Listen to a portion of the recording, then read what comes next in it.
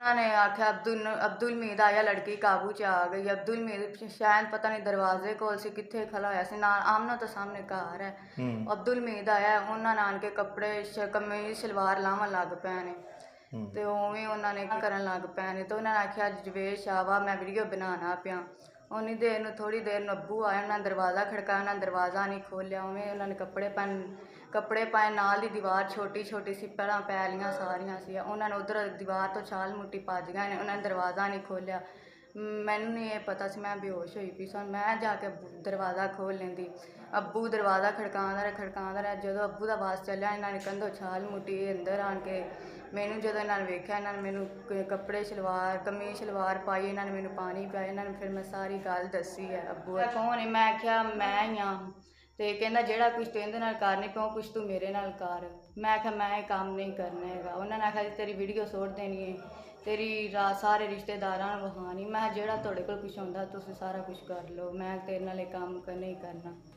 मैं किंदे नाल जनाह कर दी साथ।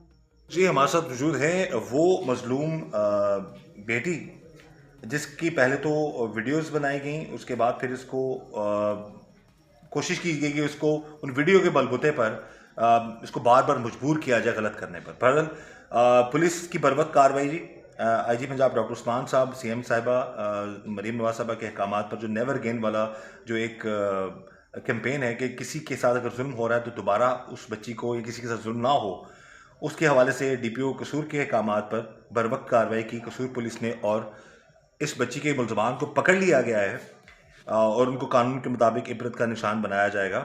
बात करते हैं इसे कि कौन लोग थे वो और क्यों इसके घर आए और किस तरह से उन्होंने इसको मजबूर करने की कोशिश की और किस तरह इसने जुर्रत करके अपने घर वालों को बताया। जी बेटा बताओ कौन लोग थे, ये क्या मामला हुआ था? साडी 15 तरीक सी ते दोपहर 2 बजे का टाइम से जवेद आया। उन्होंने आन के दरवाज़ा खड़काया। मैं पूछा की लैन आया। उन्होंने आख्या कि मेरा ते तेरे पापा का ना कारोबार सी दा कुछ मैं हिसाब करन आया। मैं आख्या इत्थे रुको, मैं अंदर गई हाँ। मैं अंदर जाके अब्बू ने फोन किया। मैं अब्बू इस तरह कोई भाई आया तो वो पुछ रहा ने तुहाडा। अब्बू ने आख्या तुसीं ना इन्होंने बिठाओ, मैं जुत्ती सिलाई करके ना आना पिया। ਤੁਸੀਂ ਫੋਨ ਕੀਤਾ ਆਪਣੇ ਅੱਬੂ ਨੂੰ? हाँ जी। ਅੱਛਾ ਠੀਕ। ਅੱਬੂ ਤੁਹਾਡੇ ਕਿੱਥੇ ਸਨ? अब्बू दुकान ते सी। ਦੁਕਾਨ ਤੇ ਸਨ। ਉਸ ਟਾਈਮ ਘਰ ਕੌਣ ਸੀ? मैं कली सा। अम्मी दवाई लैन गई हुई सी अखां दी। अच्छा ठीक है। मैं अब्बू ने फोन किया। मैं अब्बू आइयो घर कि कोई आदमी आया तो इस तरह दस। अब्बू ने आख्या अंदर जाके बिठाओ, मैं आना पिया। तो उन्नी देर मैं अंदर बिठाया तो मैं उवें आन के बर्तन बाहर धोन लग पिया, भांडे। तो वह अंदर आया, भांडे मैं धोन लग पई। उन्हें अंदर बैठे से, उन्हें दरवाज़ा खड़काया। मैं गई हाँ, मैं कहा हाँ जी की लैना तुसीं चाचू। उन्होंने आख्या कि मैनू ना पानी पियाया जे, मैं ना रोज़ा नहीं रखा होया। तो मैं उन्होंने पानी दिता। उन्होंने बाजू अगों फड़ी है तो मैं खिच्चन लग पई। उन्होंने अगों मैनू इत्थे काला ही रमाल पाया, उन्हें मेरे मूँह ते सुट्टिया, हत्थ बांध के दिते ने। फिर उन्हें नाल दे हमसाए ने फोन किया। उन्होंने आख्या अब्दुल मीद आया लड़की काबू च आ गई है। मैं गई हाँ। जिस बंदे ने ਤੁਹਾਨੂੰ ਖਿੱਚਿਆ ਉਹਦਾ ਕੀ ਨਾਂ ਸੀ? जवेद है। ਅੱਛਾ ਉਹ ਤੁਹਾਡੇ ਅੱਬੂ ਨੂੰ ਮਿਲਣ ਆਇਆ ਸੀ हाँ ਤੇ जी। ਤੁਸੀਂ ਘਰ ਇਕੱਲੇ ਸੋ हाँ जी, अम्मी दवाई लैन गया ਤੇ सी। ਤੁਸੀਂ ਅੱਬੂ ਨੂੰ ਫੋਨ ਕਰਕੇ ਪੁੱਛਿਆ ਜੀ ਕਿ ਉਹਨਾਂ ਕਿਹਾ ਜੀ ਬਿਠਾਓ ਮੈਂ ਆ ਰਿਹਾ। हाँ जी। ਉਨੀ ਦੇਰ 'ਚ ਉਹਨੇ ਤੁਹਾਡੇ ਤੇ ਹਮਲਾ ਕਰਤਾ। हाँ जी। ਅੱਛਾ ਫਿਰ? उन्होंने आख्या अब्दुल मीद आया लड़की काबू च आ गई। अब्दुल मीद शायद पता नहीं दरवाजे कोल सी कित्थे खड़ा होया सी, नाल आमना तो सामने घर है। अब्दुल मीद आया, उन्होंने आन के कपड़े कमीज शलवार लावन लग पे ने ते उवें उन्होंने करन लग पे ने। तो उन्होंने आख्या जवेद शाह मैं वीडियो बनाना पिया। उन्नी देर थोड़ी देर अब्बू आया, उन्होंने दरवाज़ा खड़काया, उन्होंने दरवाज़ा नहीं खोलिया। उवें उन्होंने कपड़े पाए, नाल दी दीवार छोटी छोटी सी पैरां पैलियां सारियां सी। उन्होंने उधर दीवार तो छाल मुट्टी भज गए ने, उन्होंने दरवाज़ा नहीं खोलिया। मैनू नहीं ये पता सी, मैं बेहोश हुई पई सी। मैं जाके दरवाज़ा खोल लेंदी। अब्बू दरवाज़ा खड़कांदा रहा। जो अब्बू का आवाज़ चलिया, इन्होंने कंधों छाल मुट्टी अंदर आन के मैनू जो इन्होंने वेख्या, इन्होंने मैनू कपड़े शलवार कमीज शलवार पाई, इन्होंने मैनू पानी पिया। इन्होंने फिर मैं सारी गल दसी है अब्बू होरियां नूं।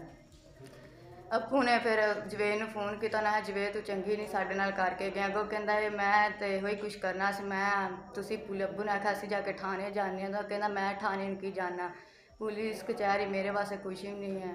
मैं आई हाँ पुलिस कचहरी में, मैं जुत्तियां च रोल देना है।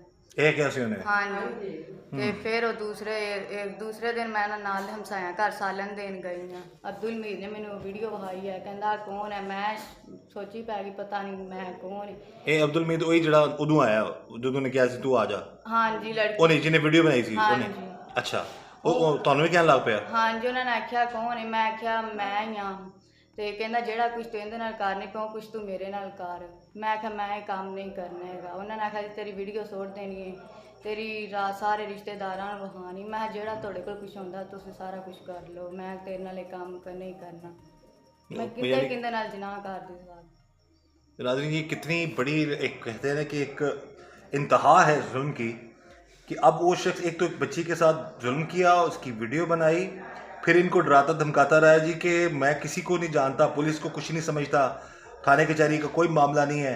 यानी कि एक तो गरीब के साथ आप जुल्म करते हो, उसके बाद उसको डराते धमकाते हो। उसके बाद फिर वो हमसाया जिसने वीडियो बनाई थी वो इस बच्ची को कह रहा था जी अब तुम मेरे साथ भी वो सब कुछ करो जो तुम्हारे साथ उस शख्स ने किया था। अब इस बच्ची की इस लाइन ने दिल दहला के रख दिया है कि जो ये कह रही है कि मैं किस किस के साथ गलत करती। आगे से अब्बू को धमकी ਦਿੱਤੀ अब्बू ਨੂੰ ਫੋਨ ਕਰਕੇ ਉਹਨਾਂ ਨੇ ਦੱਸਿਆ ਕਿ ਜਿਹੜੇ ਤੁਸੀਂ ਇਹਦਾ ਵਿਆਹ ਕੀਤਾ ਤੇ ਮੈਂ ਤੇ ਮੂੰਹ ਤੇ ਤੇਜ਼ਾਬ ਪਾਵਾਂ ਦਾ, ਅਸੀਂ ਤੇਰੇ ਭਰਾਵਾਂ ਨੂੰ ਫੈਰ ਮਾਰਦਾ ਤੇ ਤੇਰੇ ਭਰਾ ਨੂੰ ਮੈਂ ਮਾਰਨ ਆਇਆ ਹੋਇਆ ਇੱਥੇ। ਇਹ ਕੌਣ ਕਹਿ ਰਿਹਾ ਸੀ? ਜਵੇਦ ਨੇ ਕਿਹਾ ਹੋਇਆ। ਕੀ ਵਜ੍ਹਾ ਸੀ? ਉਹ ਤੁਹਾਨੂੰ ਕਿਧਰ ਪਸੰਦ ਕਰਦਾ ਸੀ ਜਾਂ ਤੁਹਾਡੇ ਖਿਲਾਫ ਸੀ? ਕੀ ਵਜ੍ਹਾ ਸੀ? ਤੁਹਾਡੇ ਪਿੱਛੇ ਕਿਉਂ ਪੈ ਗਿਆ ਐਸੇ? ਪਤਾ ਨਹੀਂ। ਅੱਬੂ ਨੇ ਪੁੱਛਿਆ ਕਿ ਤੁਸੀਂ ਚੰਗਾ ਨਹੀਂ ਕਰਕੇ ਗਿਆ, ਕਹਿੰਦਾ ਤੁਸੀਂ ਪੁਲਿਸ ਥਾਣੇ ਵਿੱਚ ਗਏ ਤੇ ਮੈਂ ਤੁਹਾਡੀ ਧੀ ਦੇ ਮੂੰਹ ਤੇ ਤੇਜ਼ਾਬ ਪਾ ਦੇਵਾਂ, ਤੇਰੇ ਭਰਾਵਾਂ ਨੂੰ ਮੈਂ ਤੇਰੇ ਪੁੱਤਰਾਂ ਨੂੰ ਮੈਂ ਮਾਰਦਾ ਦਾ ਫੜ ਕੇ। ਤੇ ਫਿਰ ਤੁਹਾਡੇ ਵਾਲਿਦ ਸਾਹਿਬ ਨੇ ਪੁਲਿਸ ਨੂੰ ਰਿਪੋਰਟ ਕੀਤੀ ਹੈ ਨਾ? ਹਾਂਜੀ ਕੀਤੀ ਹੈ। ਕੀਤਾ? ਪਰਚਾ ਦਰਜ ਹੋ ਗਿਆ ਹੈ? ਹਾਂਜੀ। ਬੰਦੇ ਫੜੇ ਗਏ ਨੇ ਤੁਹਾਡੇ? ਹਾਂਜੀ, ਇੱਕ ਰਹਿ ਗਿਆ ਸ਼ੇਰ ਅਲੀ, ਹੋਈ ਇਹ ਵੀ ਧਮਕੀਆਂ ਲਾਉਂਦਾ। ਉਹਨੇ ਕੀ, ਉਹਦਾ ਕੀ ਕਿਰਦਾਰ ਹੈ ਸਾਰੇ ਮਾਮਲੇ 'ਚ? ਉਹ ਸਾਰਿਆਂ ਨੇ ਉਹੀ ਕਹਿੰਦਾ ਪਿਆ ਕਿ ਮੈਂ ਬਾਹਰ ਹੋਈਆਂ ਤਾਂ ਮੈਂ ਇਹਨਾਂ ਆਪਦੇ ਭਰਾਵਾਂ ਨੂੰ ਦੋਵਾਂ ਨੇ ਇਹਨਾਂ ਨੂੰ ਮੈਂ ਬਾਹਰ ਕਰਦਾ। ਉਹ ਵੀ ਕਰਦਾ। ਕੀ ਕਰਦੇ ਕੀ ਨੇ ਆਇਆ ਤਰਾਵੇ ਬੰਦੇ, ਪਤਾ ਤੁਹਾਨੂੰ? ਉਹ ਕਿ ਹੋਈ ਕਿ ਧਮਕੀਆਂ ਉਹ ਵੀ ਲਾਉਂਦੇ ਪੈਣ ਕਿ ਜਿਹੜਾ ਕੁਛ ਤੂੰ ਇਹਦੇ ਨਾਲ ਕੀਤਾ ਉਹ ਸਾਡੇ ਨਾਲ ਕਰ, मैं सारे कर नहीं सकती। अब नाज़रीन, एक बच्ची को, एक लड़की को मजबूर किया जा रहा है। उम्र कितनी है जी आपकी? 17 साल, 16-17 साल उम्र है इस लड़की की, और इसको मजबूर किया जा रहा है। इस पर गंदी नज़र थी उन लोगों की, जो भी मामला था, एक गरीब की बच्ची है, क्या उसकी इज्जत नहीं है? अब उसको एक बंदा कह रहा है जी तुम मेरे साथ इस तरह से करो, एक घर में घुसकर जुल्म कर रहा है, और फिर ये कह रहा है अगर तुम थाने में गए तो तुम्हारे साथ ये मामला होगा। बहरहाल जी, यहाँ पर सीएम पंजाब मरीम नवाज साहिबा और आईजी पंजाब डॉक्टर उस्मान साहब के वीएन को आगे लेके जाते हुए पुलिस ने बर्वक्त कार्रवाई की है। डीपीओ कसूर के अहकामात पर डीएसपी सिटी कसूर सैफुल्ला भट्टी और उनकी आगे जो टीम है, जो एसएचओ साहिबान है मंडी उस्मान वाला, उन्होंने बर्वक्त कार्रवाई करते हुए इस बच्ची के जो मेन मुलजमान है 2 को पकड़ लिया है। एक बकौल बच्ची के अभी नहीं पकड़ा गया, उसके खिलाफ भी कार्रवाई पुलिस कर रही है। तो बस कानून के मुताबिक इनको कड़ी से कड़ी सज़ा ज़रूर मिलनी चाहिए। हम तो यही दुआ करेंगे और गुजारिश भी करेंगे अल्लाह हुकाम से, इस बच्ची की आवाज़ भी हम आगे पहुँचा रहे हैं। बहरहाल इससे पहले कभी बच्चे आपको आते जाते कहीं पर गली रास्ते में छेड़ने की कोशिश की हो या आप पर नज़र रखी हो लोगों ने, कोई इस तरह का मामला आपको अंदाज़ा हुआ कोई ऐसा कोई है मामला? नहीं, पहले ऐसा कभी नहीं है, सिर्फ आपको अकेला घर में पाकर ये सारा मामला किया है? हाँ जी। तो ये फिर इसने जवेद ने फिर आपके सामने फ़ोन किया उसको, जो दूसरे बंदे का नाम आप बता रही है, क्या नाम है उसका? हमीद को फ़ोन किया है। अच्छा, पंजाबी च गल कर लो, कोई मसला नहीं। हमीदे ਨੂੰ ਫੋਨ ਕੀਤਾ, ਉਹਨਾਂ ਨੇ ਕਹਿੰਦਾ ਨੇ ਕਿ ਆਇਓ ਲੜਕੀ ਸ਼ਾਵਾ ਜਵੇਦ, ਮੈਂ ਵੀਡੀਓ ਬਣਾਉਣਾ ਪਿਆ, ਉਹਨਾਂ ਨੇ ਵੀਡੀਓ ਬਣਾ ਲਈ ਹੈ। ਵੀਡੀਓ ਬਣਾ ਰਿਹਾ ਸੀ? ਹਾਂ, ਉਮੀਦ ਬਣਾ ਰਿਹਾ ਸੀ ਤੇ ਜਵੇਦ ਜ਼ੁਲਮ ਕਰ ਰਿਹਾ ਸੀ, गलत काम कर रहा ਸੀ। अल्लाह रहम करे जी, अल्लाह ताला सब पर रहम करे। लेकिन इस बच्ची ने इतनी हिम्मत ज़रूर की है कि ये मज़ीद उनके हाथों जो है खिलवाड़ नहीं बनी। इसने अपने वालिद को बताया, वालिद साहब ने कार्रवाई की और पुलिस ने बर वक्त कार्रवाई करते हुए मुलजमान को पकड़ लिया है। बहरहाल यही दुआ है कि अल्लाह ताला हम सब पर रहम करम और फजल फरमाए। अगेन गुजारिश है, किसी नामहरम को घर में ना घुसने दें, आजकल हालात ही ऐसे हैं। और अब ये एक ज़हन में रख लें गरीबों पर जुल्म करने वाले लोग कि अगर कोई आप ऐसा, अल्लाह की लाठी बड़ी बेआवाज़ है, किसी गरीब को डरा धमका के उस पर जितना मर्जी आप जुल्म कर लें वो मामला अब नहीं चलेगा। अल्लाह ताला सब पर रहम करे, अल्लाह ताला इस बच्ची के लिए आसानियाँ करे, इसके घर वालों के लिए आसानियाँ करे और इसको इंसाफ जो है वो कानून के मुताबिक ज़रूर मिले। हमारी यही दुआ है कि अल्लाह ताला हम सब पर रहम करम और फजल फरमाए और हर तरह और हर किसी के शर से हमें अल्लाह ताला बचाए। बच्चे, इन जालिमों के बारे में क्या कहना चाहोगी? अब आपको सारे अल्लाह अफसरान भी देख रहे हैं, सिंह साहब भी देख रही हैं, क्या कहोगी आप, की अपील करना चाहोगे तुझे? ਸਾਨੂੰ ਇਨਸਾਫ ਚਾਹੀਦਾ ਕਿ ਅੱਗੇ ਕਿਸੇ ਲੜਕੀ ਨਾਲ ਜਾਂ ਕਿਸੇ ਨਾਲ ਇਹ ਧਮਕੀਆਂ ਦੇ ਕੇ ਕੁਛ ਕਰਨ ਨਾ ਉਹਨਾਂ ਨਾਲ, ਜਿਹੜਾ ਕੁਛ ਇਹਨਾਂ ਨੇ ਮੇਰੇ ਨਾਲ ਕੀਤਾ। ਤੇ ਵੀਡੀਓ ਜਿਹੜੀ ਹੈ ਉਹ ਉਹਨੇ ਤੁਹਾਡੇ ਇਨਕਾਰ ਤੋਂ ਬਾਅਦ ਹਰ ਜਗ੍ਹਾ ਫੈਲਾਈ ਹੈ? ਹਾਂਜੀ ਸਭ ਪੂਰੇ ਤੁਹਾਡੇ ਫੈਮਿਲੀ ਭੇਜੀ ਕਿ ਸਭ ਨੂੰ ਭੇਜ? नहीं सारे ने ना दहाई थी। सब ਨੂੰ हाथी? हाँ जी बहरहाल जी जो उसने किया उसकी तो उसको सजा मिलेगी। बहरहाल अल्लाह ताला हम सब पर रहम करम और फजल फरमाए। और ਅੱਗੋਂ ਕਹਿੰਦੇ ਨੇ ਅੱਗੇ ਤੁਸੀਂ ਇਹਦਾ ਸ਼ਾਦੀ ਕੀਤੀ ਹੈ ਤੇ ਅਸੀਂ ਇਹਦੇ ਮੂੰਹ ਤੇ ਤੇਜ਼ਾਬ ਪਾ ਦੇਣਾ। शादी भी नहीं करन देंदे? ਹਾਂ ਨਹੀਂ ਕਰਨ ਦਿੰਦੇ। ਤੇ ਇਹ ਨਹੀਂ ਤੁਹਾਡੇ ਘਰ ਨੂੰ ਪੁੱਛਿਆ ਕਿ ਕਿਉਂ ਇਸ ਤਰ੍ਹਾਂ ਕਹਿੰਦੇ ਹੋ, ਜਾਂ ਕੋਈ ਤੁਹਾਨੂੰ ਪਸੰਦ ਕਰਦਾ ਹੈ, ਜਾਂ ਜਵੇਦ ਹਮੇਸ਼ਾ ਸ਼ਾਦੀ ਤੇ ਨਹੀਂ ਕਰਨਾ ਚਾਹੁੰਦਾ? ਉਹ ਕੌਣ ਹੈ? ਉਮਰ ਕਿੰਨੀ ਹੋ ਸਕਦੀ?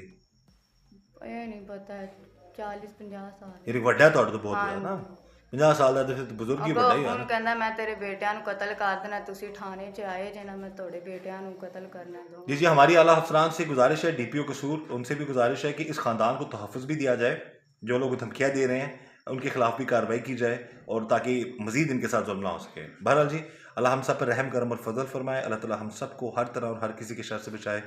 मुझे इजाज़त दीजिए। अल्लाह हाफ़िज़।